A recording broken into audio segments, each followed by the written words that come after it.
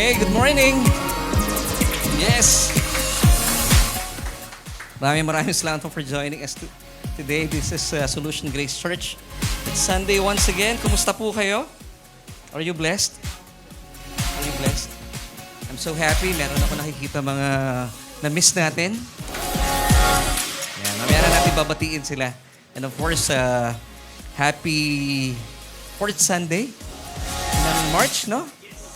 At tayo ay super blessed. Amen. Are you greatly blessed and highly favored? Parang mahina ang boses. Are you super blessed and highly favored, church? Yun. Palapakan natin minsan pa ang Panginoon. Amen. And today, tayo po ay nasa malapit-lapit na pagtatapos ng buwan ng Marso. And of course, we would like to greet muna yung ating birthday celebrant. Medyo na late, ano? Wala pa sila, ano? Si Jetro, happy birthday. Birthday ni Jetro kahapon. And nawawala pa si Jetro. Pag birthday ba, hindi nagpapakita. Parating na sila. And of course, mamaya po, huwag kayong alis, meron tayong konting pagsasalu-saluhan and of course, fellowship. Ang dami pong kaganapan sa araw na ito. At ako po ay sobrang natutuwa dahil ang ganda po natin pag-uusapan. At ganda na ating lineup ng songs, no? And kayo po ba'y napagpala sa ating pag-aawitan kanina? Amen? Diba? And yun. Attorney, good morning. Salamat. At sa mga nanonood po online, this is Solution Grace Church. At napakaganda po ng panahon at pagkakataon na tayo po ay nagsasama-sama sa tahanan ng ating Panginoon. Kanina, pagdating ko, medyo disappointed ako. Kasi hindi ko naunahan si Sister Pressy. Kasi dapat babantayan ko yung pagpaparking niya eh. Naunang dumating eh. Ayun, nakapag-park naman. Talagang inaantabayan ko yung tuwing 4th Sunday of the month eh. Tapos bro, paglabas ko kanina, talagang pababa pa lang ako ng sasakyan. Talagang sinigawan ako sa labas. Sabi niya, Pastor, nakapag-park ako. Di ba? Palapakan natin si Sister Pressy. Galing, ha? Alam mo kaya nahihirapan siya mag-park? Ang laki nung sasakyan. Magpalit lang kasi tayo. Amen. Biro lang ngayon kay Sister Pressy. Pero malay mo, totohanan yan. And excited na po ako to give you the message. At napakaganda po na pag-uusapan natin. Mga kapatid, can I ask for monitor po dito sa akin, palakasan ng konti. Are you excited for the word? Amen? Ako, ganda na pag-uusapan natin. So mga kapatid, let's pray po muna. Abba, we thank you once again. Kami po ay pinagsama-sama mo sa aming tahanan para papurihan ka first and foremost. At Panginoon, sa pagkakataon pong ito, kami naman po ay kakain ng iyong nananaganang salita. At mula po dito, dalangin ko, na kami po ay mapalaya sa anuman po mga pagdududa at mga pangamba, anuman po mga bagay na nagbibigay sa amin ng kalituhan. Ito po ay papawiin, O Diyos, ng iyong nananaganang salita sa pamagitan ng iyong biyaya. I pray that you would use me as your mouthpiece. At mula po sa aming mga pag-uusapan, salamat sa paggabayad sa amin ng Banal na Espiritu na siyang maghahatid sa amin para lalo po naming maunawaan ng lubusan ang iyong nananaganang salita na siyang patuloy na magbibigay po ng pagbabago at paglago sa aming pananampalataya at sa aming buhay sa pang-araw-araw. We thank you so much, Father God, and this we pray and we claim in Jesus' name lahat ng mga mabubuting bagay. Amen and amen.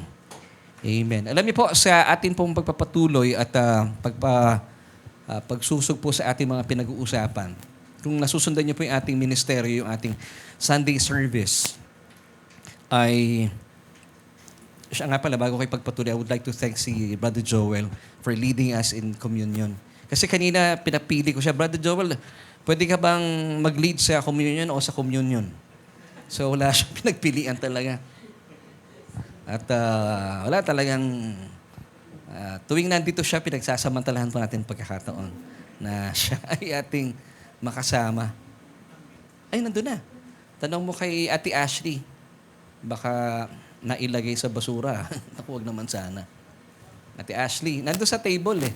Yan. So, ngayon po, alamin natin, pag-uusapan natin bilang bahagi po ng ating pagpapalugo sa ating pagkakilala sa Panginoon. At mamaya, meron tayong isang napakagandang invitation na sasagutin yung ating katanungan for today. So, ito po yung ating message entitled, ay wala pa ano?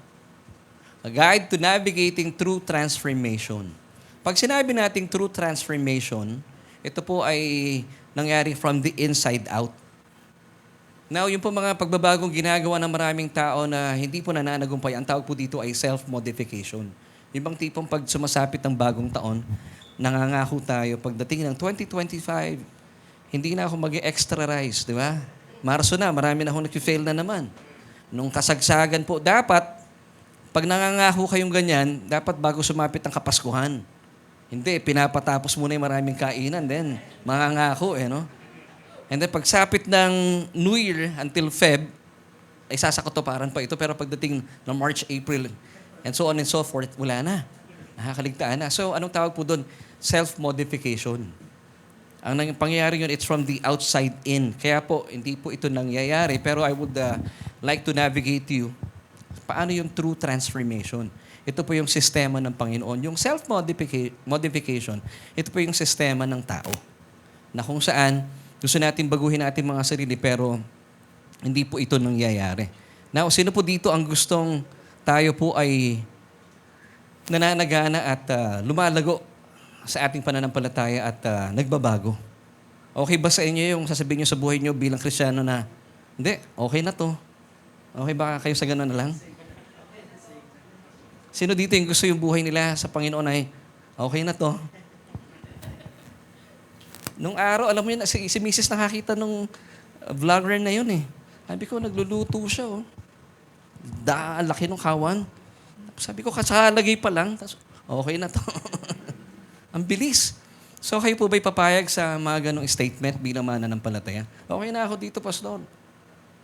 Now, ito po yung question natin for today. How to be transformed by God. Pero kung kayo po ay okay na to, this message is not for you. Pero kung hindi po kayo solved sa katagang yun na, hindi, ayoko na okay na to, gusto ko lalo kong umuunlad bilang individual. So how to be transformed by God. And today, pag-uusapan natin at aalamin natin what's the reason behind may mga mananampalataya na sadyang napakabilis ng kanilang pagbabago sa buhay at sila din po ay kabilis ng paglago sa Panginoon. Pero bakit may mga mananampalataya na tila bumibila na ng maraming taon? Gano'n naman po kabagal ng kanilang transformation. So pag sinabi nating mananampalataya, ito po yung mga taong tinanggap ang Panginoong Jesus bilang kanilang Panginoon at sariling tagapagligtas. Ngayon, pag sinabi mong ikaw ay mananampalataya, ibig sabihin, kinilala mo si Kristo bilang iyong Panginoon at tagapagligtas at kinikilala mo yung kanyang mga tinapos na gawa sa krus ng Kalbaryo. Ngayon, pag ito po ay ginawa mo at sumang-ayon ka sa panawagan ng Diyos, ang panawagan ng Diyos in Romans 10 verse 9, that if you confess with your mouth the Lord Jesus Christ and believe in your hearts that He was raised from the dead, you shall be saved. So kapag nangyari po ito, at sumang-ayon ka sa paniyaya ng Diyos, tanggapin ang kanyang bugtong na anak, mararanasan po ninyo talaga yung true transformation because the Holy Spirit now indwelling reborn again spirit. So yung pagbabago, it will be effortless. Kaya mangyayari po, meron talagang pagbabago. But the thing is, meron po ilang mananampalataya, at alamin natin ang sagot, meron talagang ibang mananampalataya, kabilis na kanilang transformation. Ibang tipong ilang buwan pa lang, halatang-halata na yung kanilang transformation ng kanilang mga kaibigan, mga kakilala, nagugulat sila sa paligid mo. Pero yung iba naman, ang tagal-tagal na sa pananampalataya, at meron din sila mga kaopisinang mananampalataya, pag nagkita sila after 5 years, nagtatanong sila, uy, born again ka rin? Oo, ikaw din. Ba't hindi halata? Naranasan niyo na po ba yung mga ganon? So bakit kaya ganon? Merong mga taong ganon. Di ba naalala niyo yung passage sa Bible? Merong mga nauunang nahuhuli at may mga nahuhuling nauuna.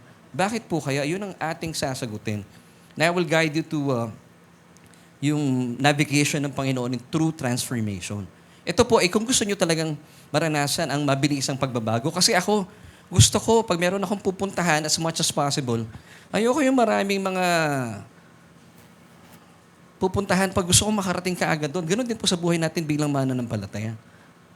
Gusto ko mabilis ang aking pagbabago at mabilisan din po yung aking paglago bilang isang mananampalataya sa Panginoon. So ayon po sa Biblia, ang isang tunay na mananampalataya, ibig sabihin, tinanggap niya ang Panginoon Hesukristo, wala kang magagawa. Magbabago at magbabago ka talaga. Ang tanong, merong iba, bakit yung iba mabilis? Ba't yung iba mabagal? So yun ang sasagutin natin. Okay po sa inyo yung ating tatalakayin. And of course, ang atin pong pananampalataya, para po sa mga first time nanonood sa ating pananambahan, ang pananampalataya po natin, ang pamantayan at panuntunan ng Diyos para lumago ang ating pananampalataya ay hindi ka bibigyan ng problema ng Diyos. Kasi marami mga mananampalataya sa ngayon, maraming pastor, sinasabi nila, pag ikaw ay humingi ng paglago sa pananampalataya, bibigyan ka ng problema ng Diyos. Hindi po gano'n na ginagawa ng Diyos. Although yung mga problema, tayo po ang may kagagawan, gagamitin din po ng Diyos yan para tayo po ay lumago sa pananampalataya. But ang mismo at premiadong dahilan at pamamagitan ng Diyos para lumakas sa ating pananampalataya, hindi siya magbibigay ng problema dahil ang Diyos po, hindi siya magbibigay ng problema. Ang binibigay ng Diyos, solusyon. Kaya nga pangalan ng church natin, Solution Grace Church. Hindi po kami nagdalawang isip na pangalanan ng church natin, The Problem Grace Church. Although, kakaiba yan, ha? Saan nga nag-church? Sa PGC. Ano yung PGC? Problem Grace Church. Hindi po, Solution Grace Church. So, paano po tayo lalago sa ating pananampalataya? It's through hearing and hearing by the word of Christ. Now, let me give you these verses in the New King James Version. Tingnan niyo po ito, Pero dapat masusi nating alamin ano yung pinapakinggan natin. Kaya po importante talaga na sinusuri natin yung ating mensaheng pinapakinggan. Sabi ng Romans 10:17 in New King James Version, yun po yung NKJV. So then faith comes. So kung saan dumarating? By hearing. Sino po dito may mga nga? So ang dali lang naman, di ba? By hearing, not just once, but continuous hearing by the Word of God. Sabi sa NKJV. Pero pag binasa naman natin sa ESV. So faith comes from hearing and hearing through the Word of Christ. Bakit magkaiba? Alam niyo po ba in the original Greek, ang tama pala, mas malapit po yung ESV. Because malaki po ang kaibahan ng Word of God sa Word of Christ. Pag sinabi nating Word of God, sabi ng NKJV, Word of Christ sa ESV, yung pong Word of God sa Griko, o sa Greek, o Griego, Rematos Theo. Word is Rematos Theo, it's God. Sa ESV, Word of Christ is Rematos Christu. So anong difference para makita natin? So sabi ng Biblia, para ikaw ay lumago sa pananampalataya, you must hear the Word of God continuously. Dapat patuloy po tayo nag-aaral ng salita ng Panginoon. Magkaiba po yung salita ng Diyos. In the original Greek talaga, salita ng Panginoon. Now, what's the difference? Sa Word of God, general coverage. Samantala, sa Word of Christ, specific coverage. Sa Word of God, it includes the law, death, and condemnation. Now, ano yung naghahati? Bakit specific coverage ang Word of Christ? After the cross, something phenomenal happened. It's pure grace, no more condemnation.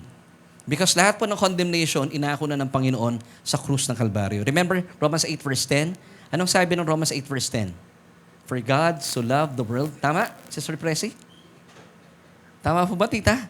For God so loved the world that He gave. Ano sinasabi ng Romans 8 verse 1? There is now no condemnation to those who are in Christ Jesus. So, if you're in Christ Jesus, no more condemnation. Sa Amplified Version sabi, no more verdict, no more punishment, no more guilty verdict. Amen. So, the more po kayo nakikinig ng salita ng Panginoon, hindi lang basta salita ng Diyos. Kasi dapat salita ng Panginoon. Because sabi ng Apostle Pablo in 1 Corinthians chapter 2 verse 2, For I decided to know nothing among you except Jesus Christ and Him crucified. So, pag gusto nyo lumago ang inyong pananampalataya, dapat patuloy kayo nakikinig ng salita ng Panginoon. At ang salita ng Panginoon, tumutukoy po sa Kanya at sa Kanyang mga tinapos na gawa sa krus ng Kalbaryo. So, mas malapit po sa translation ng ESV. So, faith comes from hearing and hearing by the word of Christ. That's Rematos Christo. Kaya po nagpo-provide tayo ng Bible study. Kasi hindi kasya yung isang araw lang na tayo po yung nagsisimba. Kaya po meron tayong ginawa na Bible study online. Kasi ang hirap sa panahon ngayon nung midweek service, sa sobrang traffic ng mga nag-opisina, hindi na nakakarating. So nag-provide po tayo ng online Bible study. So sana po makasama namin kayo every Tuesday night at 7:30. So napakaganda po ng paalala na ito na dapat po talaga ang ating pinag-uusapan. It's all about Jesus and His finished work on the cross. Because one time nung siya po ay nabuhay na maguli, third day, siya po ay sinabayan niya yung dalawang disipulo na talaga namang kulting-kulting yung kanilang isipan at di nila mawari ano nangyari sa Panginoon. Siya ay namatay. And on the way to Emmaus, sumabay siya doon sa kanilang dalawang disipulo na talaga namang isip sila ng isip, ba't ganon? Namatay ang Panginoon. Bagsak ang kanilang kalooban. Ngayon, hindi nila namamalayan, sinabayan sila ng Panginoon at merong sinabi ang Panginoon, Bible study sila ni Jesus. Para sila, on the way to Emmaus, sabi ng Panginoon marahil, Bible study ko kayo para kayo Emmaus. Now, nung nag-Bible study sila, matuto tayo dito.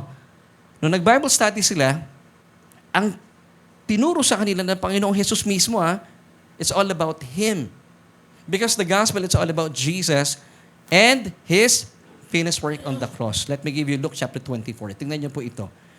On the way to Emmaus, nagba-Bible study sila.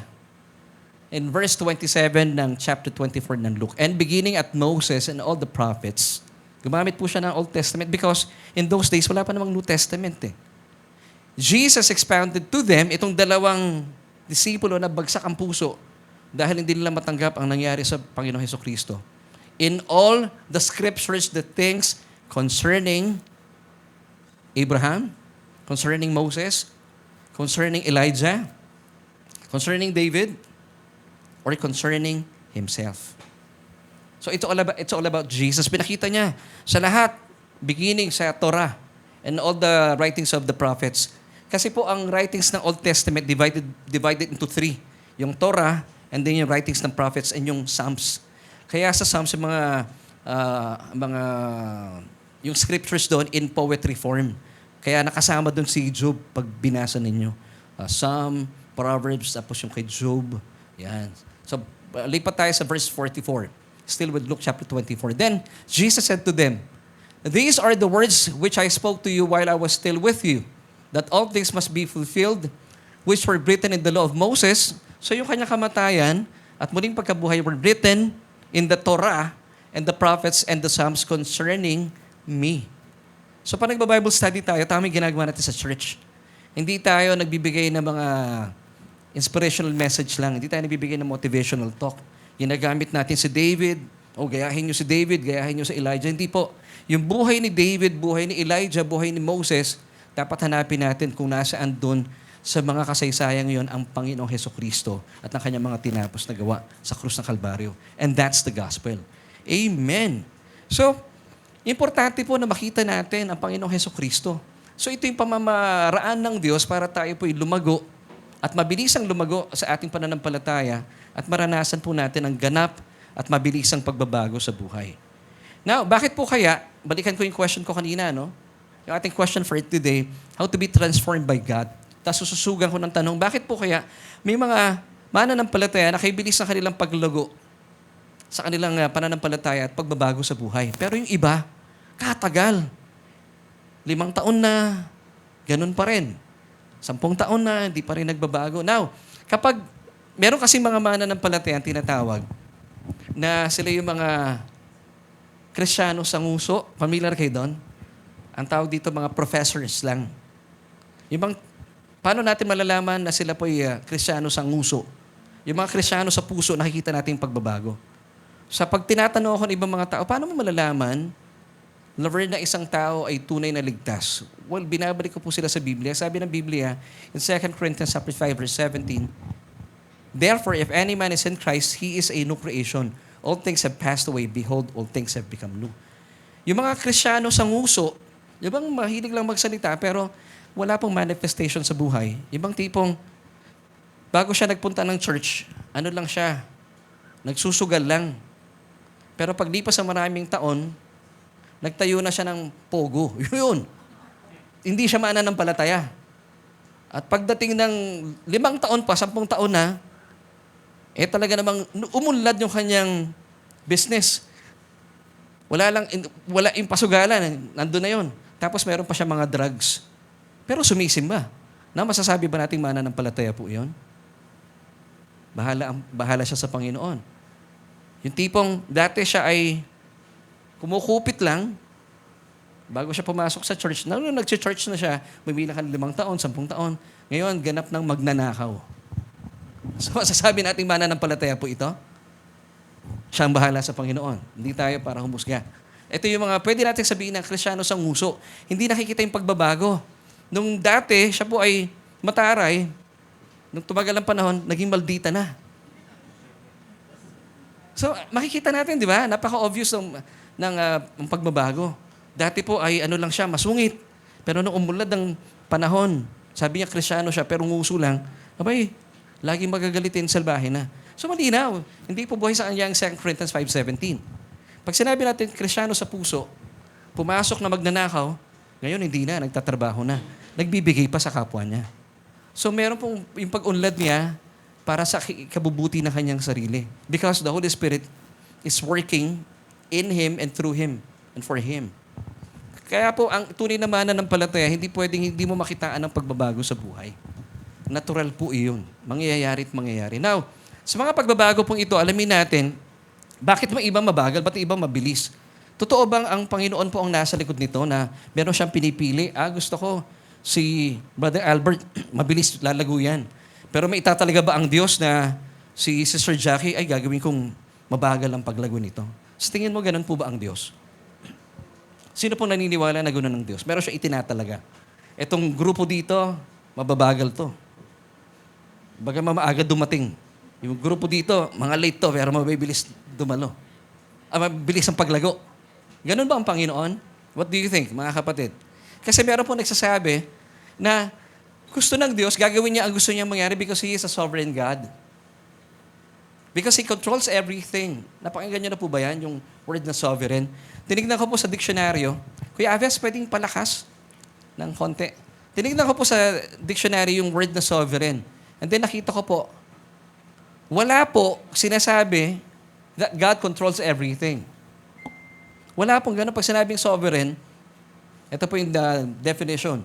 Paramount, supreme. Ibig sabihin, wala nang tataas sa Kanya, wala nang hihigit pa. Supremo. Having supreme rank or power. Siya ang pinakamataas. Amen. Number 3, di ba pag sinabi nating sovereign nation, independent. Parang Pilipinas. Independent tayo, sovereign nation tayo. Number 4, excellent. So mula po sa mga definitions na ito, wala po tayong mababasa that God controls everything. Unless, nagpakontrol ka sa Panginoon. Pero dapat po, meron pa rin ang Panginoon hindi siya kikilos. Bagaman, siya ay sovereign. I believe that He is all-powerful and almighty. Pero, He will never, this is good news, He will never override your decisions. Hindi po siya lumikha ng tao para gawin niyang robot na sunod-sunuran. Lumikha po siya ng tao para, yes, exercise yung ating free will. As a free moral agent, binigyan tayo ng karapatang pumili at magpasya. Kasi mahirap naman yun sa isang relationship. Alam mo, kami mag-asawa, sasabihin ko sa kanya, kay Mrs., Joy, mahalin mo ako. Kiss mo ako dito. Pag gano'n ang relationship niya, pangit nun, di ba? Although, ginagawa niyo ba yun, Ate Jackie? Makoy, paghugas mo ako ng pinggan, kiss mo ako dito. Hindi relationship yun eh. Ganon din po ang Panginoon. Hindi tayo ginawang minions. Hindi tayo ginawang robot because ayaw po niya na tayo po'y sunod-sunuran. So as a free moral agent, He gave us yung privilege na pumili at magpasya. Ganon po kabuti ang ating Diyos. So yes, God is sovereign in the sense that He is paramount and supreme, which means wala nang tataas pa sa Kanya. Having supreme rank or power. Excellent. Pero wala po sa definition that He controls everything. So as a free moral agent, we have the ability to choose and to decide. And God will give you choices to choose from. Pero ikaw pa rin ang pipili at magpapasya. Kagaya po ito nalalapit na eleksyon. Meron kami ginagawang jingle nila Kuya Albert at one of these days ay paparinig namin. Para meron tayong, hindi tayo pumapasok sa politika pero gusto nating i-encourage ang bawat Pilipino that on May, kailan bang botohan? May 11? May 12? Bumoto as a Filipino citizen. Ito po ay isang karapatan at obligasyon natin bilang mga Pilipino. So, hindi po ito sapilitan, pero nasa sa inyo pong pagpili sa church. Wala po tayong ibibigay kung sino iboboto ninyo, kaninong partido tayo. Hindi natin pag-uusapan yun. Ayaw natin ng ganun. Ang papel po natin, responsibility natin is to pray for the people in authority. So, nasa inyo pa rin pong pagpili. Amen, church? Ganon din po ang Panginoon. Although He's so powerful and almighty, pero He will never override your decisions. Is that good news? Di ba? Although marami churches today, sinasabi nila, hindi, ang Diyos pa rin na masusunod because He controls everything. Hindi ako naniniwala doon. Kasi nga po, ayaw niya na meron siyang relasyon. Kasi hindi natin pwedeng sabing relasyon na siya yung gumigiya, imamanipulate ka niya.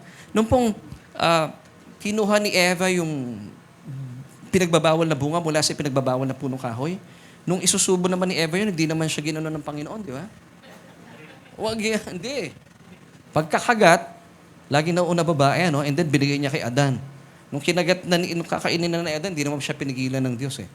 Because as a free moral agent, once again, God wants us to exercise yung ating free will. Buti na lang, ganun po ang Panginoon. At gusto niya magkaroon tayo ng maayos na relationship. But, once again, ang Diyos po will be giving us choices to choose from.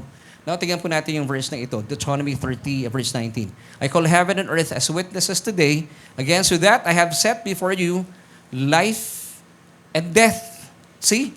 May choices. Life and death. Blessing and cursing. And then, God will give you recommendations at saka yung reason bakit niya nare-recommend yun. Di ba? Napakabuti po ng Panginoon. Hindi kanya pipilitin. Kaya po kami sa mga anak namin, amin pong pagdidisiplina sa kanila. Pag meron kaming gusto sa kanila at ayaw namin silang payagan, ang binibigay ko sa kanila, hindi yung, huwag ka pupunta dyan. Hindi namin ginagawa yun. Bakit? Bakit, Daddy? Bakit? Basta. Ganun tayo mga magulang, di ba? Ako tatay dito, ako masusunod. Bigyan natin ng reason. Ganun din po ang Panginoon. So, nagbigay siya ng life and death. Nilatag niya. Ito yung choices para tayo po makapili. Blessing and cursing. And then, ano pong sumunod dito? Nagbigay siya ng recommendation. Therefore, choose life. Anong reason? That both you and your descendants may live. Amen. Napakabuti ng Panginoon. Hindi niya pipilipitin ang kamay mo. Hindi siya gigiya para sa'yo. Magbibigay lang siya ng recommendation. At ipapakita niya sa'yo, ganyan din po ginagawa namin sa mga anak namin eh. Pag pumunta ka dyan, anak, kagaya nung meron kaming isang anak, hindi ko nababanggitin. Dadalawa lang naman ito, di ba? Mamili na lang kayo. Umalis ng Valentine's Day kasi nagpumilit. Meron naman siya meeting. Nung pag-uwi, hirap na hirap umuwi. Ang haba daw ng pila sa PTEX. Eh di tumawag. Sabi ko sa kanya, simple lang. Ginusto mo yan. Sabi ko sa dinami-dami, although hindi naman mapipigilan kasi meron silang meeting. At sabi ko sa dinami-dami ng araw na umalis ka, Valentine's Day pa. So talagang pagdurusahan mo yun. So, hindi ko nasasabihin kung sino sa mga anak namin yun. Si Orange. Pangatlong anak namin yun. So, ang ganda ng pamamalakad ng Panginoon. So, ganoon din po tayo sa ating paglagaw bilang mga mananampalataya. Hindi ka pipilipitin ng Diyos, hindi ka kanya mamanipulahin. Because once again, God will never override your decisions. Minsan lang gumagamit ang Panginoon ng mga disappointments. Pag sinabing disappointment, sabi ng Panginoon, anak, kumanan ka. Gusto mo kaliwa. Now, pag nag-pray ka, Lord, kayo pong masunod. Nag-pray ka naman, binigyan mo siya ng karapatan. Pag nagpipray po tayo, binibigyan natin ng karapatan ng Diyos na gumiya para sa atin. Pero kapag hindi tayo nagpipray, sinasabi natin, Lord, ako nang bahala dito. Bahala ka. Pero pag sinabi mo sa Panginoon, Lord, nalilito ako, kayo po ang manguna. Pero lamang na lamang sa'yo yung gusto mong kumaliwa. Eh sabi ng Panginoon, kumanan ka. Nung kumaliwa ka, hindi nangyari yung inaasahan mo. Ang tawag po doon, disappointment. Because yung appointment mo, kanan. Eh kumaliwa ka, nagkaroon ng negation. Yung word na DIS, tama ba, Teacher Nelly? Negation yun sa plano. Kaya na-disappoint ka. Minsan ginagamit po ng Panginoon yun para tawagin ang iyong, tawagin ka na, anak, next time, umasa ka sa akin, akong bahala sa'yo. So yung mga disappointments, hindi po ang Diyos ang naglagay niyan sa atin, tayo po ang pumili. Halimbawa, meron kang pinili na ito yung bibilhin mo, pero nararamdaman mo na, naku, mahal ito. Meron na ba kayong ganong karanasan? Yung nagsayang ka lang ng pera. Di ba? Sayang. Hindi mo na natapon mo pa yung resibo, hindi mo na maibalik. So ang tawag doon, disappointment. Pero natututo tayo. Anong ginagawa natin? Ano yung laging gesture natin? Sabi ko na nga, be. Pero buti na lang yung misis ko pag uwi ko sa bahay, hindi niya ako sinasabihan. Basta ganun lang yon. Hindi niya sasabihin sa akin na, ano na. Sinabi ko na sa'yo eh. Buti na lang, bless ako, hindi ako ginagano ni misis talaga. Pero nakakapanghinayang talaga eh, di ba? Meron tayo. Naalala ko lang dati, merong isang songwriting competition, part ako, sa television. Ang pangit nung ginawa ako dun. Dalawa na lang kami, sino yung first prize at saka second prize. Ang pangit nung nung binanggit na yung first prize, hindi ako. Gumanon ako. Ang pangit sa TV.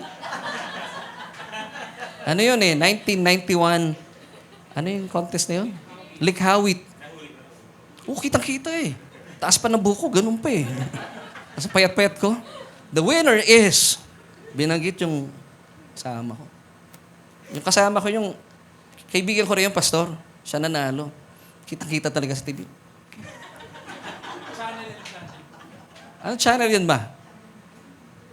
Hindi ko na maalala eh. Basta ang host doon sila, yung Apo Hiking Society. Sayang. At saka pagkatapos ng song, sayang eh. Mag-girlfriend pa kami ni Mrs.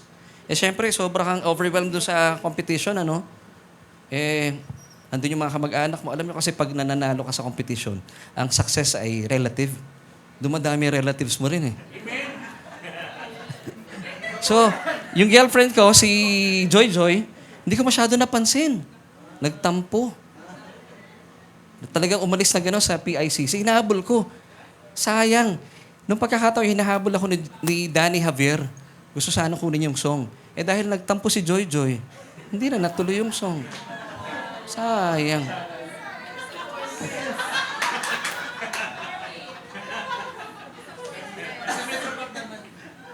Diba? So, kanino yung bagay na yon? Pinili ko eh. Siyempre, mahal ko yung ex-GF ko, di ba? Na misis ko na eh. Pinagpalit ko siya kay Danny Javier. Kaya lang, minsan napapagano mo rin ako. Sabi ko, sayang ba? Hindi ka nagtampo.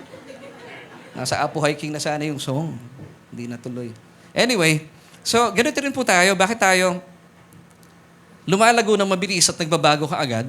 And of course, gusto ko lang po i-honor yung napakagandang testimony ni Sister Lai last Sunday.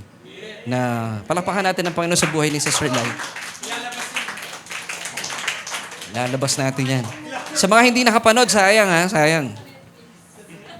Bakit? Ang bilis ng transformation. At yung transformation na yon, effortless.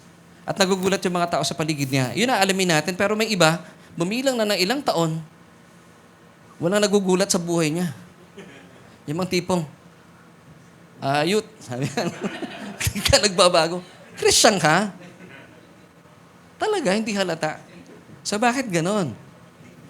So, ito pong pamamaraan ng Diyos, hindi kanya pipilitin, hindi kanya, even though He is all-powerful and almighty, but He will never override your decisions because He respects your free will.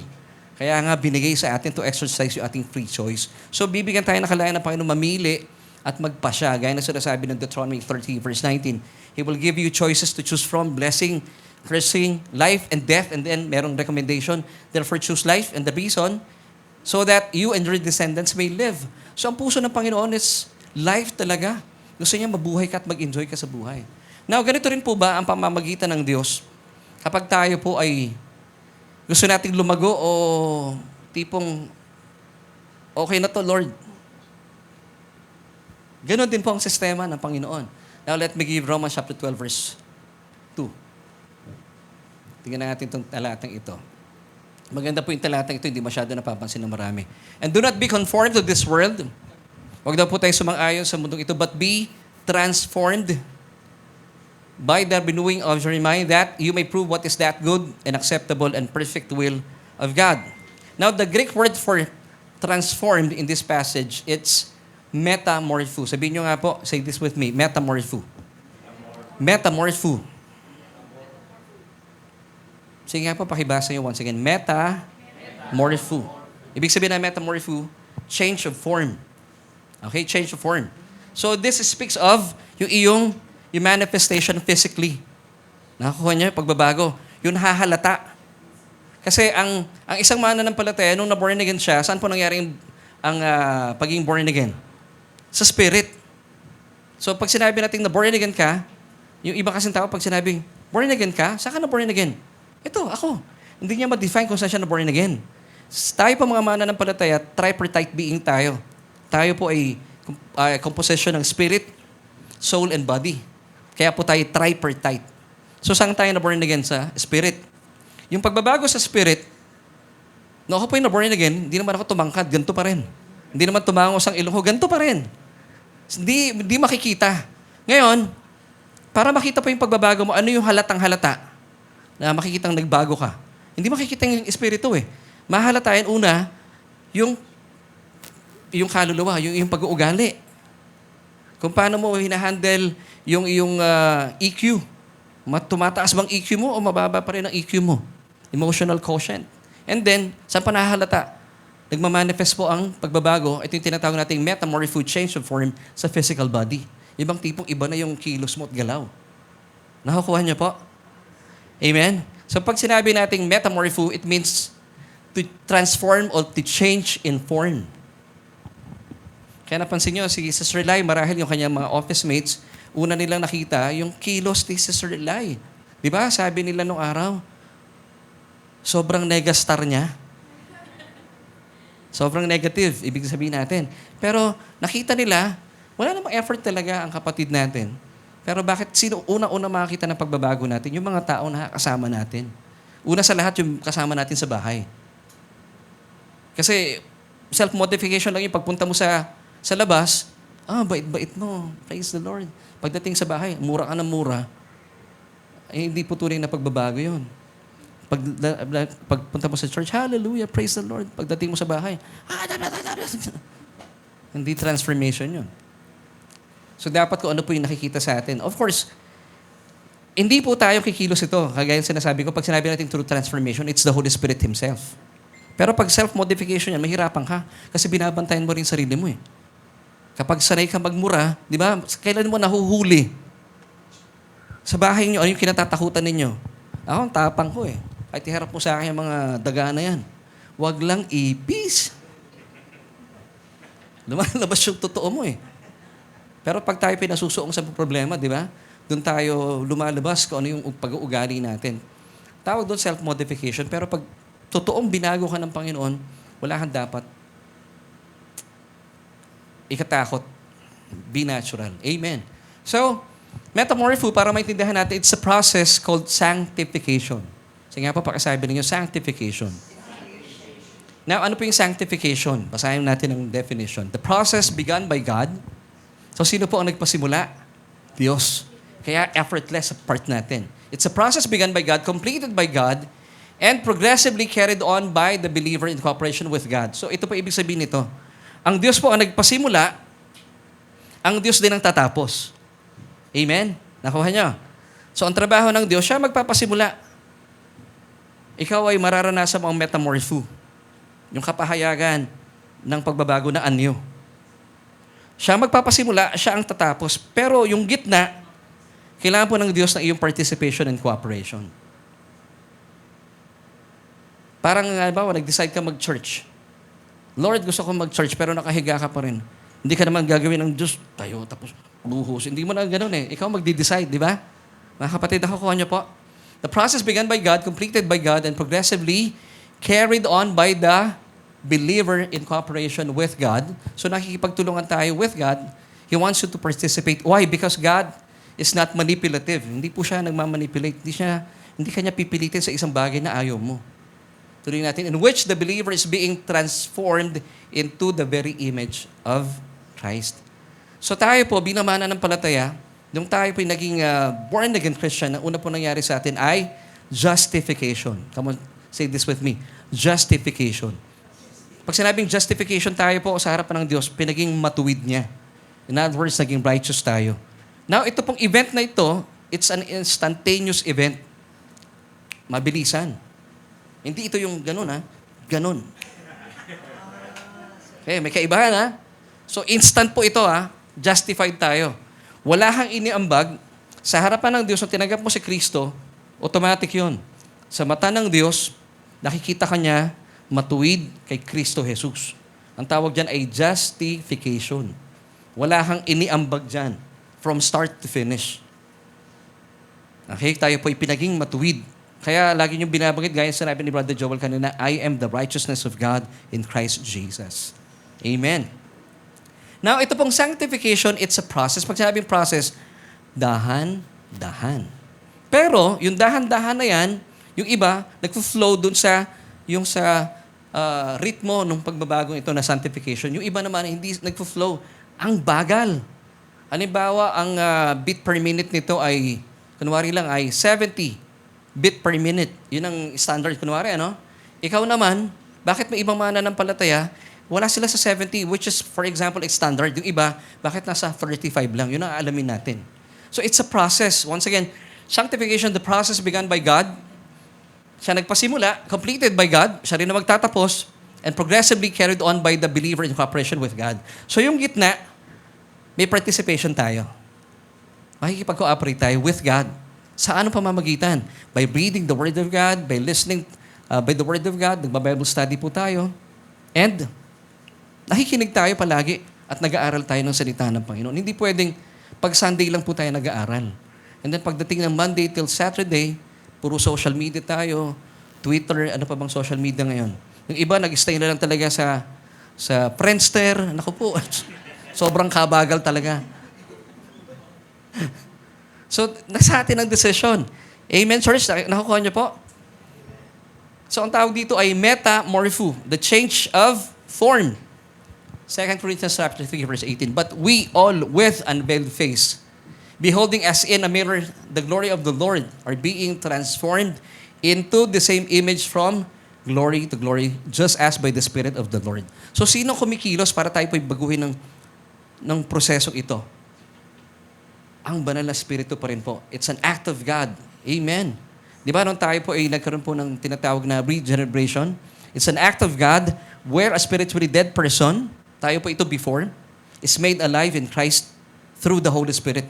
So tayo po ay binabago from glory to glory. Ang tawag dito ay metamorpho, change of form. Dati, ibang-iba ka. Dati, mga kilos mo, parang talaga namang gusto mo laging manakit, pero unti-unti nagbabago ka na. Amen. So, ito po ang tinatawag na sanctification, and it's a process. So, dito po yung word na transform, metamorpho, change of form. Amen. Now, balikan natin yung talata. Once again, dito na tayo. Binigay ko na yung... Gusto niyo pong picturean yung word, yung definition ng sanctification? Okay. Lipat na tayo, mga kapatid, Philippians 1 verse 6, being confident of this very thing, that He who began a good work. So, sino po nagpapasimula? Ang Diyos. That He who began a good work in you will complete it until the day of Jesus Christ. So, siya po nagpasimula, siya din po ang magtatapos. Praise God. Hebrews 12 verse 2, looking unto Jesus, the author, siya nagpasimula, and the finisher of our faith. Pero yung gitna, meron po tayong participation. At masaya naman po yung participation na yun. Kaya nga po ang participation, isa po sa participation na ginagawa natin sa paano tayo makipag-cooperate din sa Panginoon, tayo po ay binigyan ng isang church para meron tayong ka-fellowship. Kasi pag kayo po ay may problema at kayo po ay nagkukulong lang sa bahay, di ba yung ibang mga bumibigat ang problema, pag kinakatok mo na sa bahay, ano sinasabi nila? Leave me alone. Pag nag-leave alone ka na lang, hindi mo alam. Ang feeling mo, pag ikaw lang mag-isa sa kwarto mo, Parang ako lang may mabigat na problema. Pero, kagaya po mamaya, meron tayong fellowship. Pag nagkakakwentuhan tayo, na-discover natin, may ganun din siyang problema. Akala ko ako lang ang may problema sa ganitong bagay. Pero pag nagkakaroon tayo ng fellowship, madidiscover mo, mas mabigat pa palang problema nitong kapatid na ito. Pero pagdating sa church, nagkakaroon tayo ng pagkakataon na magbuhatan ng ating mga problema sa pamagitan po ng biyaya ng Panginoon. Mas gumagaan. Kasi akala mo dati, dahil ikaw ay laging nasa loob ng kwarto mo, dala-dala mo, at ikaw ay pinagbagsakan ng langit at lupa. Pero sa totoo lang, hindi pala. Meron kang kapatid na parehas kayo na pinagdaraanan. At talaga, ganyan din pa nararamdaman mo. Meron kang ganitong mga simptomas na nararanasan. So nagkakaroon kayo ng pagpapalitan ng kaalaman at sabay-sabay po natin dinadalangin. Kagaya nung last month, ang ganda po na ating fellowship. Diba? Napagpala tayo. At alam ko, of course, last Sunday lang, yung testimony. Di ba meron tayong magte-testify mamaya? Si Kuya Gio ba yung mamaya? Umalis eh. Sino magte-testify mamaya? Basta i-ano natin, ha? Hindi pala si Kuya Gio.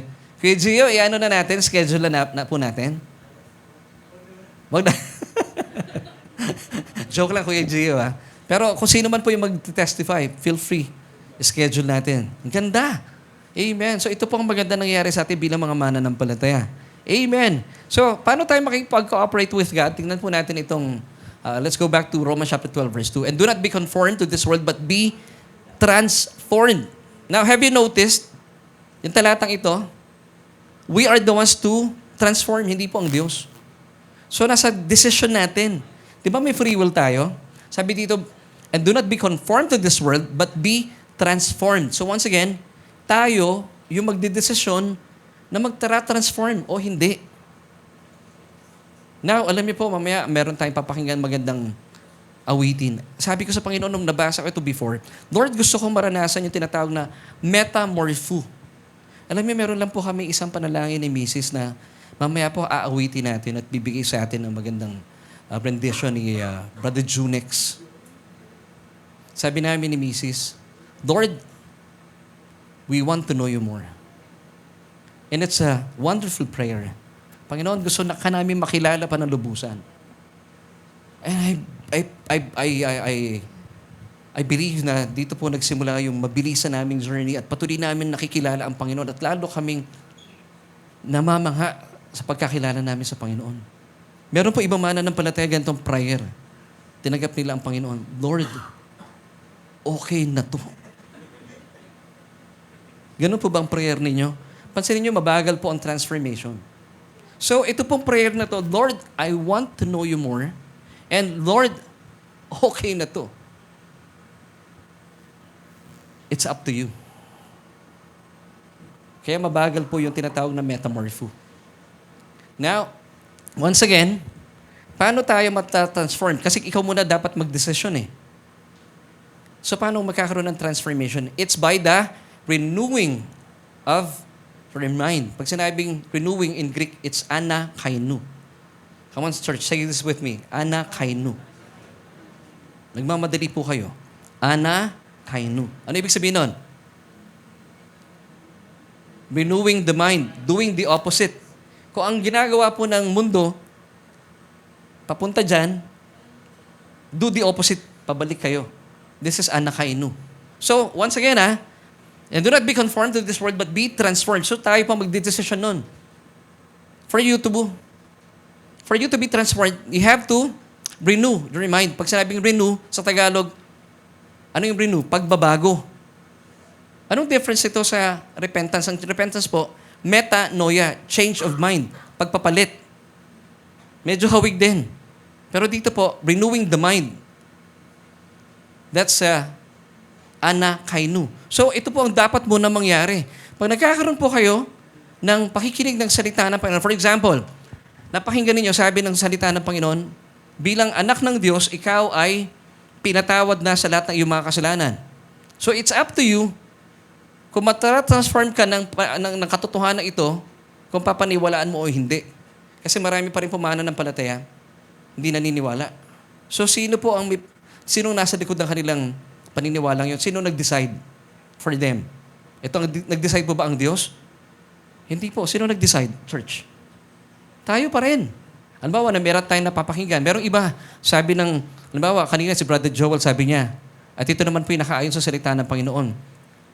Ang tinapay, yung ginawa natin kanina, pagkilala po na lahat ng mga sakit at karamdaman ay inangkinan ng ating Panginoon Hesukristo sa krus ng Kalbaryo.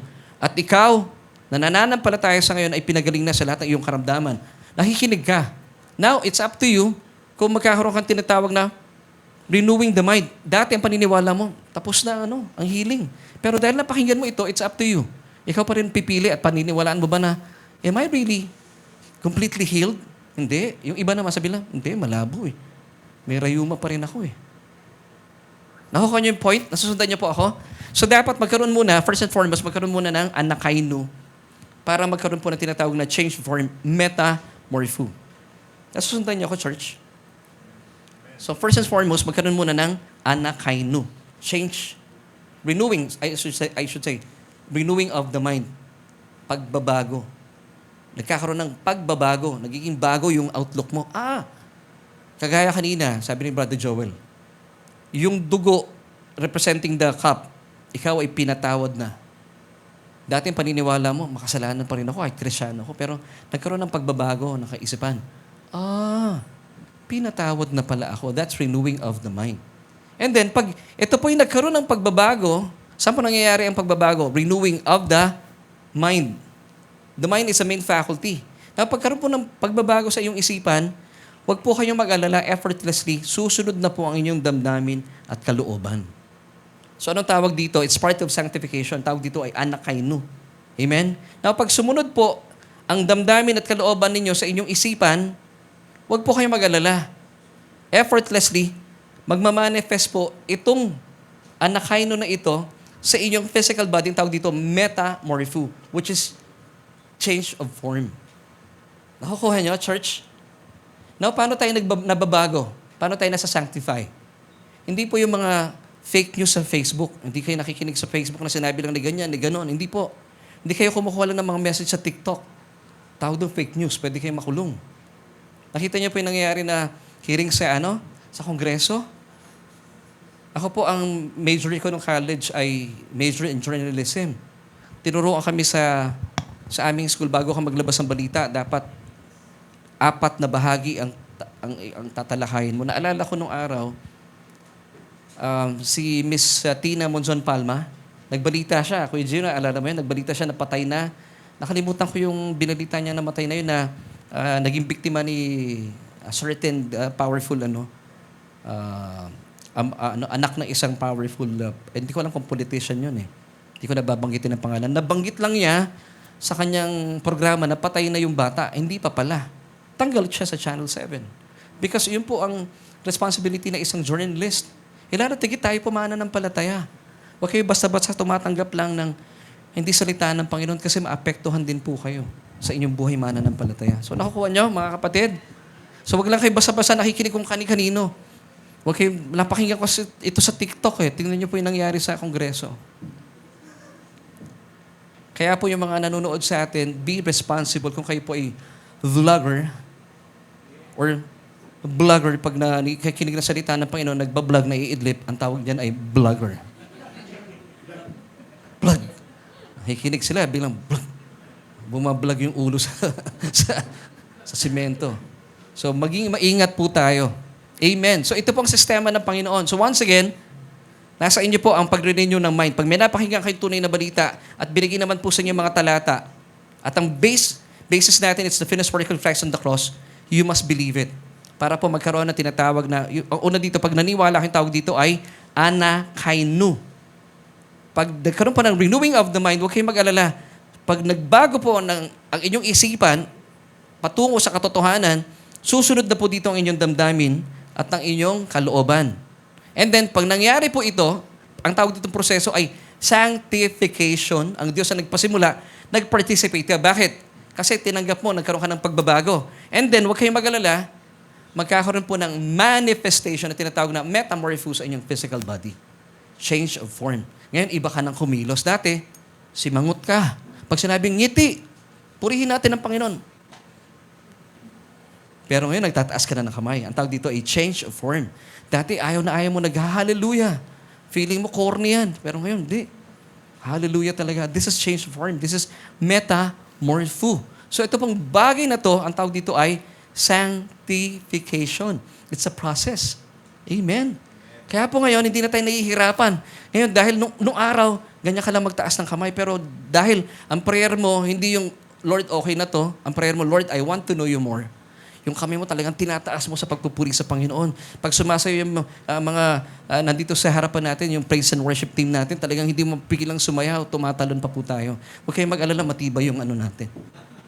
Yung ating stage, punong-puno po ng tubular yan. Hindi kayo lulusot dito. Pwedeng tumalon. At napatunayan na po natin, di ba? Amen? Ang sarap magpuri sa Panginoon. So, nakikita sa atin. At nagugulat yung mga tao, sandali lang. Pag nagpipraise the Lord ka na, iba na rin ang buhay mo. So anong tawag dito? Nagiging testimony po yung buhay natin. Effortlessly. Tapos naging iba na rin yung aura mo. Pansinin niyo po ang tawag dito, anointing. Pag nag-iba po yung amoy ninyo, hindi kagandahan ang tawag doon, anointing. Pero pag sinabi natin anointing, yung tipong, papapansin nyo, gustong-gusto kang kausap ng mga tao. Di ba meron mga ibang mga tao parang vampira?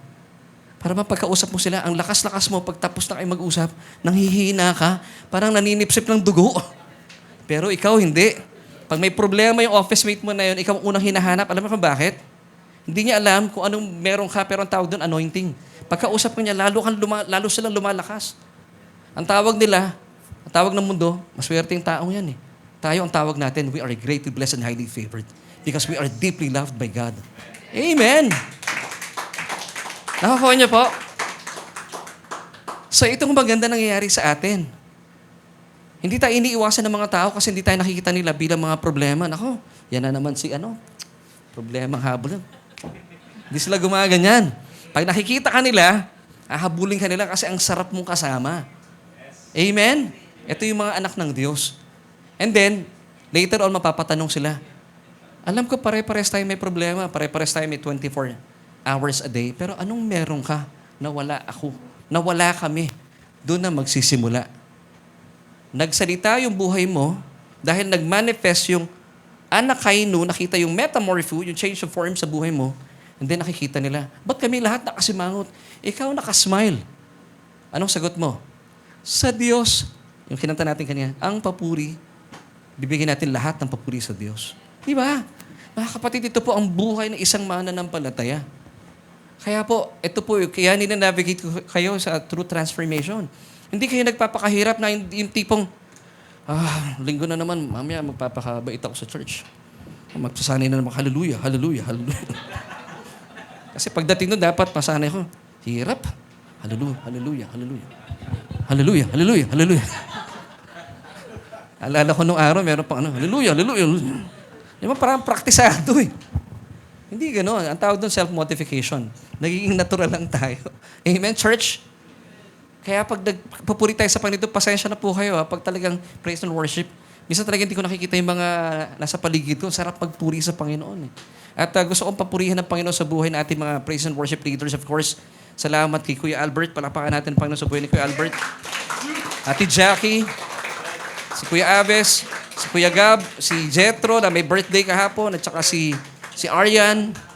And then later on po, baka maging bahagi na ng ating praise and worship. Palapakan natin yung kakanta mamaya. Kung sino man siya, palapakan na natin Panginoon sa buhay. Amen. Pero hindi sa pilitan ito, Ang Panginoon ang bahala sa'yo. Hindi, walang pagbabanta po ito. So nakakuha niyo mga kapatid, First and foremost, once again, dapat meron pong renewing, anakainu. So, yung transformation, kayo po ang dapat nasa inyo ang balakin, nasa inyo po ang pagpapasya. Kasi hindi po kayo, anbawa nakahiga kayo Sunday morning, Lord, gusto kong magsimba. Hindi kayo gaganon ng Panginoon. Ikaw pa rin yan. Ewan ko, parang pangit naliligo ka, ligo. Hindi tayo ganun. Hindi naman tayo ginawang robot ng Panginoon. So, kanina nga po, sa totoo lang na nakatulog ako kanina, 3:30. Tapos ang lamig, Kaya 3:30 na, di pa ako makatulog. And then, nagising kami, 5:00. Sabi ko, sarap pang matulog. Sabi ko kay Mrs. Maga kasi tumatayo si Mrs. Nagluto pa siya. Sabi ko, magpapainin muna ako para akong kanin. Ano? Ang hirap eh. Pero sabi ko, hindi, Lord. Bigyan mo akong dahilan, Lord, para magsimba ako. Sabi ko sa Panginoon. Sabi ni Lord, ikaw yung pastor. Kailangan magsimba. Nung tinayo ko na, ayun na. Tapos na. Hindi na ako nahirapan.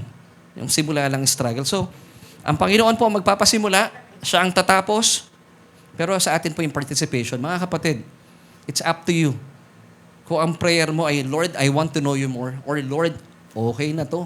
Okay na ako dito, Lord. Ako, hindi po magandang panalangin yun. Amen, church? Nakukuha nyo? 2 Peter chapter 1, verse 2, grace and peace be multiplied to you in the knowledge of God and of Jesus our Lord. So if you want God's grace and peace be multiplied to you, it's through the knowledge of God and of Jesus our Lord. So dapat po tayo bilang mga mananampalataya, pilitin natin at pagpasyahan natin, Panginoon, gusto kong lumago ang iyong biyaya at pananampalataya. Ang iyong kapayapaan at should say sa buhay ko. Pero dapat nag-aaral po tayo.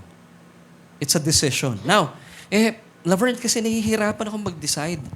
Kaya nga po dito papasok ang pagkilos ng banal na Espiritu. Ito po ang ibibigay ko sa inyong tip. Idaan natin sa awitan. At gusto ko na tawagin muna bago natin tapusin yung message natin. Sige, tapusin ko muna para dire-diretso na tayo, no? Alam po, nagre-ready na yung ating singer. Ito na tayo. Balikan natin yung question natin. How to be transformed by God. And this is our solution, church. By the renewing of your mind through the Word of Christ. So as you listen to the Word of Christ, nililinis po kayo ng tubig ng kanyang salita.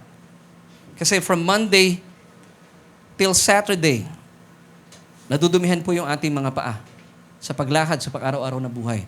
Now, as a believer, hindi na kailangan kayo ilinisan ng dugo ng Panginoon. Nilinis na tayo ng dugo once is enough. Pero kailangan po linisin yung madumi nating paa sa ating paglakad every single day sa pamagitan ng kanyang salita. By the washing of the water of His Word. So, tayo po, how to be transformed by God, nasa sa atin po ang pagpapasya. It's by the renewing of your mind through the Word of Christ. At pag ito po yung nangyari, huwag po kayo mag-alala. Kapag nagkaroon po ng pagbabagong inyong isipan, gaya na sinabi ko kanina, effortlessly, susunod na po ang inyong damdamin. At susunod na rin po ang inyong kalooban. And then magkakaroon po ng manifestation, kapahayagan, this is anakaino, magkakaroon po ng metamorphose ang inyong physical body. Makikita niyo po ang katawan ninyo, lumiliksi, lumulusog. At nakikita rin po sa inyong mukha, dati kang simangot, pero ngayon, lahi ka na nakasmile. Because tama yung pinapakinggan mong salita. At tama rin po yung inyong panalangin. At dalangin ko po, as we listen to this song, gawin po nating panalangin ang awiting ito. Bibigay sa atin ni Brother Junex. Palakpakan natin ng Panginoon sa kapatid natin.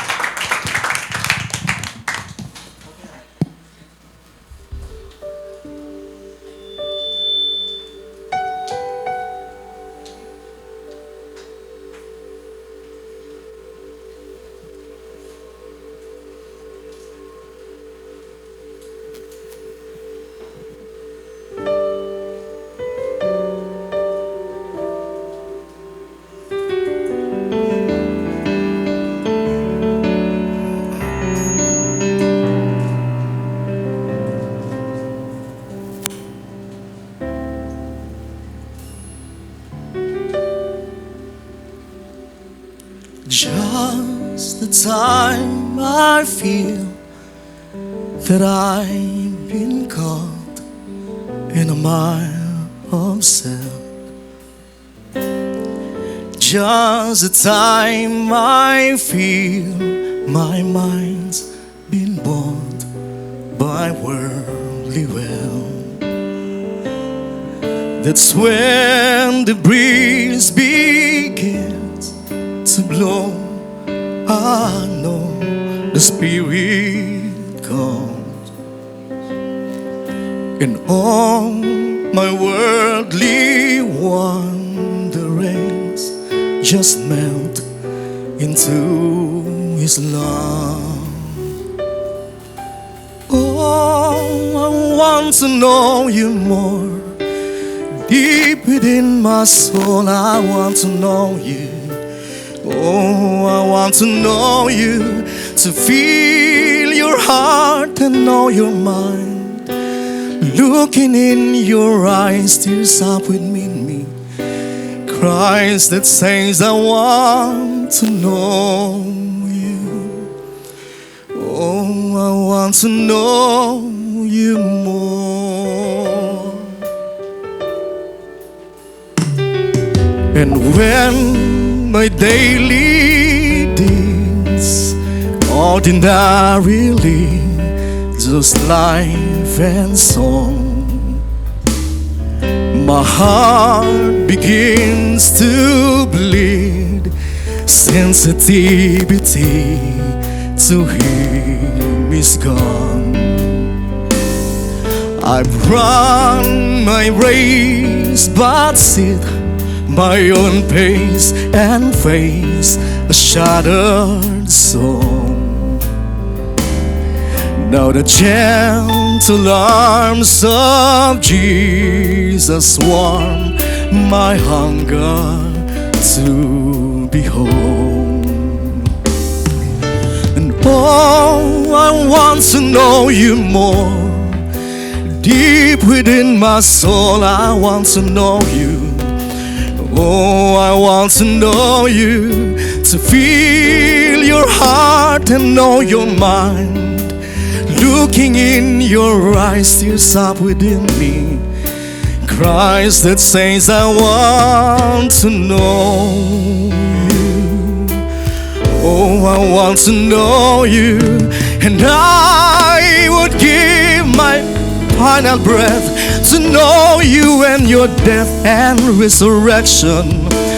Oh, I want to know you more. Oh, I want to know you more. Lord, I want to know you more.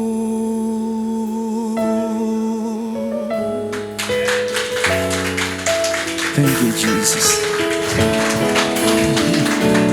Praise God. Church, ito po yung paanyaya ng Panginoon sa inyo. And I want to encourage you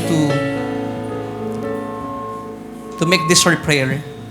Siguro for the longest time, sa mga nanonood din po sa atin, kung napapansin niyo bakit ang bagal ng pagbabago at paglago ko sa pananampalataya.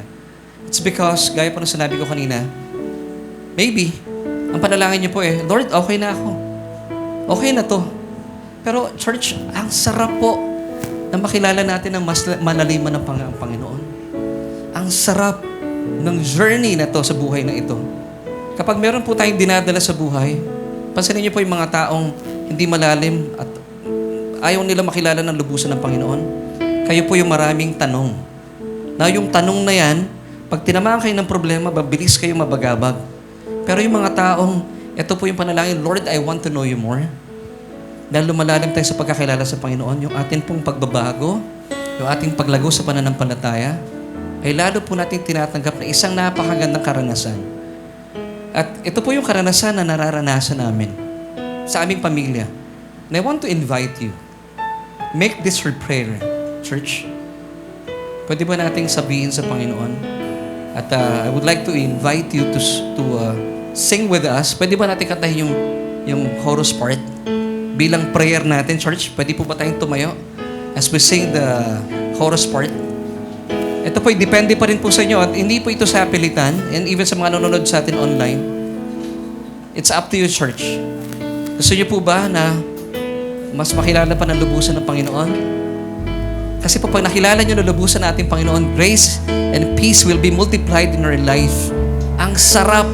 Ang sarap. Marami problema tayong kinakaharap, pero ang kaibahan, kapag kilala mo ang Panginoon, believing that He will never leave you nor forsake you, ang sarap po na ating buhay sa araw-araw. Even though may mga problema yan, di mawawala. Because we still live in this fallen world. Pero kapag nararanasan po natin ang panalangin ito. Lord, each and every day, I want to know you more. Pansinin niyo po, hindi lang po nagiging malusog ang inyong kaluluwa. Mind, emotion, and will, nagmamanifest din po ang health sa inyong physical body. Because this is the gospel. This is good news. So can we sing this song as our prayer for today? Pwede po ba yun, church? At tayo po ipapangunahan ni Brother Junix sa chorus part. I want to know you more. Deep within my soul, I want to know you. Oh, I want to know you. To feel your heart and know your mind. Looking in your eyes, tears up within me. Cries that says I want to know you. Oh, I want to know you more, to know you more. Deep within my soul, I want to know you. Come on, church. Oh, I want to know you, to feel your heart and know your mind. Looking in your eyes, Looking in your eyes, tears up within me. cries that says I want to know you. Oh, I want to know you more.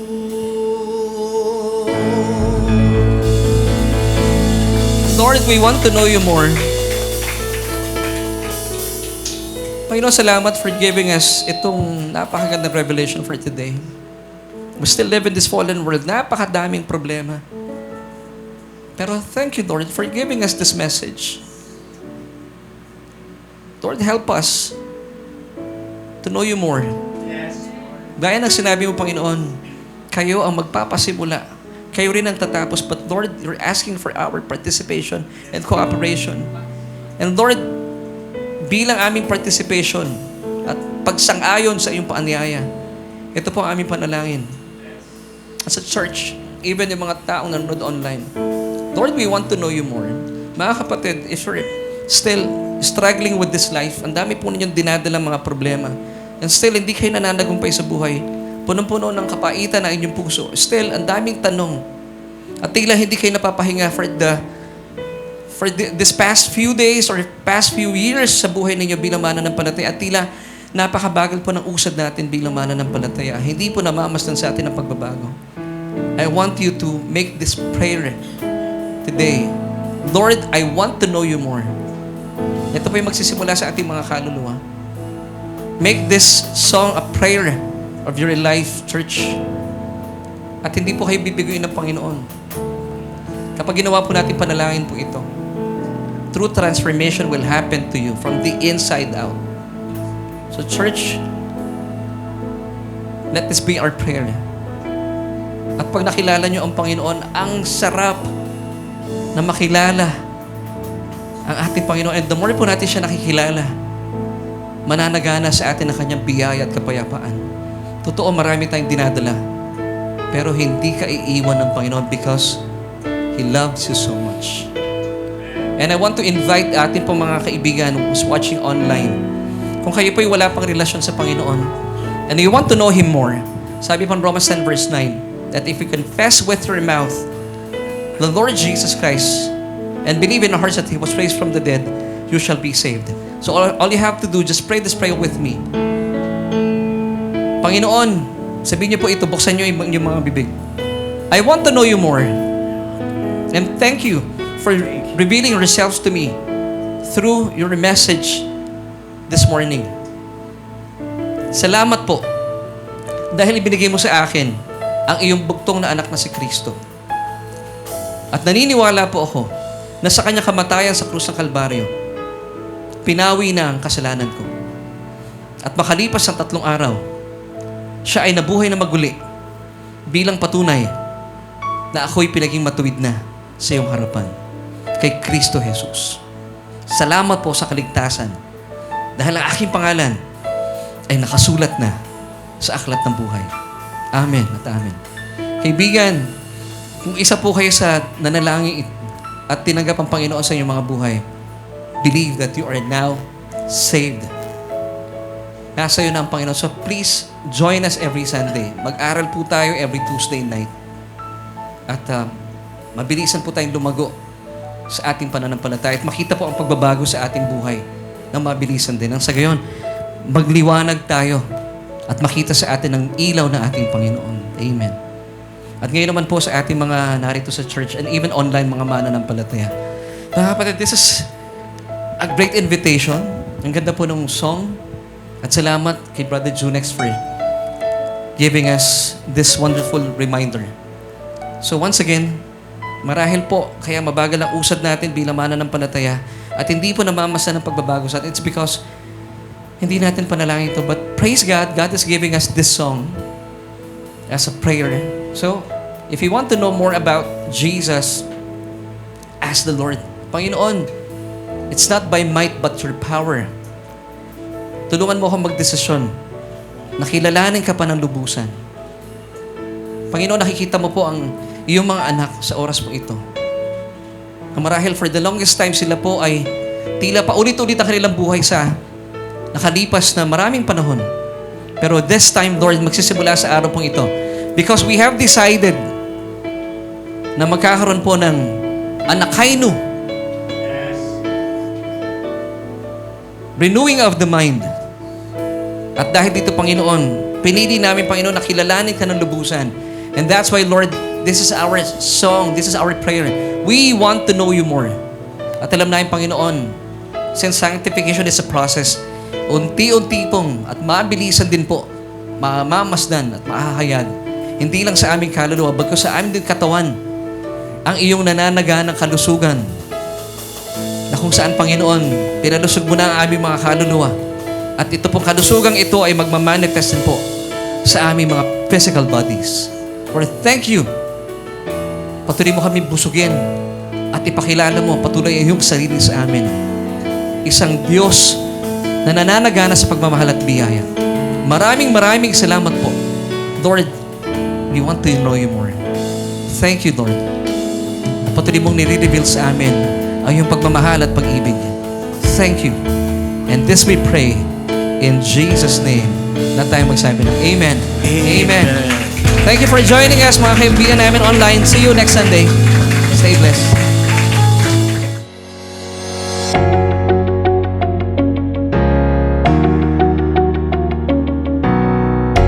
Amen! Thank you, Lord, sa panibagong revelation na nakuha namin today.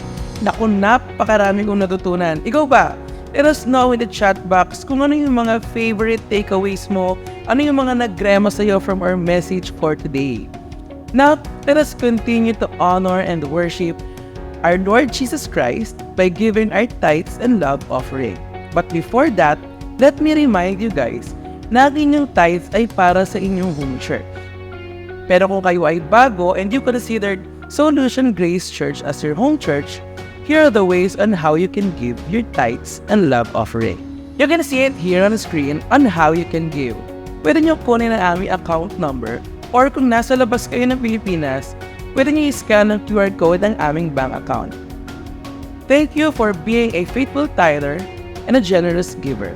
As we give our tithes and offering to the Lord, let me pray for you.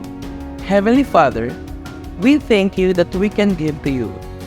In this form of giving our tithes and offering, we honor and we worship you. We believe that this is not about us, but you alone. And I declare blessings and favors on us today and in the coming days and weeks. In Jesus' mighty name, Amen. Thank you for joining us today on our Sunday online worship celebration. My name is Emma, and we hope to see you next week. Keep this in mind. You are greatly blessed, highly favored, and deeply loved by God.